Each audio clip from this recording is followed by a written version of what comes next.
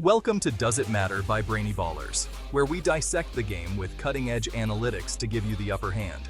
We analyze everything from hand sizes to average depth of targets to uncover hidden trends that no one else sees. Say goodbye to guesswork and hello to data-driven domination. Because here at Brainy Ballers, we don't just watch the game, we understand it. So get ready, it's podcast time. Welcome to the Deep Dive. Today, we're tackling something every fantasy manager sweats over. When do you actually sell a running back in fantasy football? We've all been burned, right? Holding too long, selling too soon, it's agonizing. But what if there was, a better way? Less guesswork? Well, we've got something for you today. We dug into this really detailed study. It spans 2 whole decades using data from the top 50 PPR finishers, going all the way back to 2003. This isn't just gut feelings. We're talking hard numbers here. Exactly. And our mission for you really is to unpack the science behind these career declines. We want to pinpoint those critical thresholds, the signals that basically scream, it's time to cash out, your data-driven edge. Okay, yeah, let's get into this. Honestly, some of these insights, they could totally change how you manage your roster. So first off, how did this study even define decline? They were very specific. It was about failing to get back within a 20% performance buffer of their peak all-purpose yardage. AP yards. So rushing and receiving combined. Correct. Rushing plus receiving yards. And critically, they also had to drop below 1,400 total AP yards for the season. So we're talking a significant non-recoverable drop, way past just a bad season or two, real fantasy irrelevance setting in. And they tracked every carry, every reception. That's key. Gotcha. So what did the numbers show about, the early part of a running back's career? This is fascinating. The 1,000 all-purpose touches mark. It's huge. Basically, if a guy hits 1,000 career AP touches without having already logged a top 10 PPR season, the study says they've more than likely already hit their peak. Wow, just like that. The data is pretty stark. It points to an instant sell scenario in those cases. Think about the numbers they found.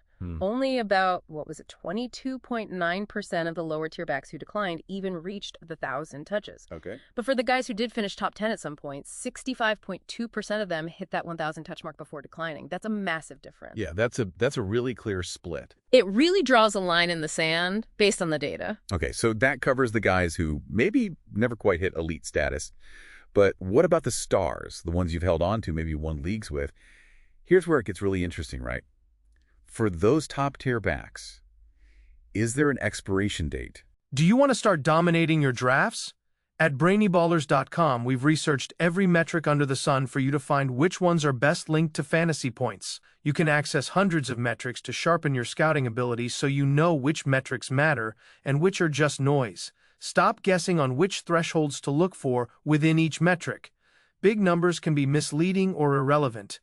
Our Ultimate Athlete Blueprints reveal essential scouting metrics, their importance, and benchmarks within each metric that help predict a player's probability of being a success or bust. Elevate your scouting ability with Brainy Ballers Ultimate Athlete Blueprints today. Click the link in the description. Now back to the show. Well, the study suggests something like that. They identified what you could call an absolute sell threshold. It came out to 2,823 AP touches. 2,823, that's specific. Yep. That number represents the maximum career workload they observed among all the top 50 finishers since 2003, with just one extreme outlier removed. Okay. So connecting that to the bigger picture, holding a player beyond that point, you're essentially playing with fire, according to this historical data. Their best productive days are almost certainly done. Right. So let's boil it down. For everyone listening, managing their team right now, what's the practical advice? When should you hit sell? Okay, the simple version. Running back comes into the league. If he doesn't give you a top 10 PPR season before he hits 1,000 career AP touches, sell. Seriously consider it. He's probably not going to reach that elite tier you hope for. Now, for the guys who do hit that top 10 level, the study found the average decline starts around their 1,320th AP touch. The average, okay, so some decline earlier, some later. Exactly, which leads to the recommendation. The study author personally suggests selling around the 1,600 AP touch mark. That gives you roughly 1 season buffer after the average decline point kicks in. Squeeze out maybe one more good year, but get out before the big cliff. It's about balancing production and resale value. And, the flip side is also true, finding and maybe trading for those potential top 10 backs before they get close to that 1,320th touch count. that could be really profitable. That makes sense. And this isn't just a random number. Statistically, there's a clear link. Higher production volume leads to longer careers. That Pearson value of 0.138 confirms it's significant, which just reinforces why these touch thresholds matter so much. So yeah, it tells us these touch numbers aren't just noise, they're real signals. It kind of makes you wonder, doesn't it? What other, maybe small-seeming data points are actually screaming important signals at us? Not just in sports, but maybe, elsewhere. Yeah, definitely food for thought. So boiling it all down. Yeah. What's the core message for listeners managing their running backs? I think it's about decisiveness based on the data. Be decisive. How so? Well, act early on the guys who don't hit that elite stride before the 1,000 touch mark. Cut bait. And for the studs, understand there is a likely ceiling based on workload around that 1,600 touch warning zone, and definitely by the 2,800 absolute limit. Use the numbers, basically. Have a framework. Exactly. A quantifiable framework to help make those really tough calls. Okay, so final thought then. What should people be thinking about as we wrap this up?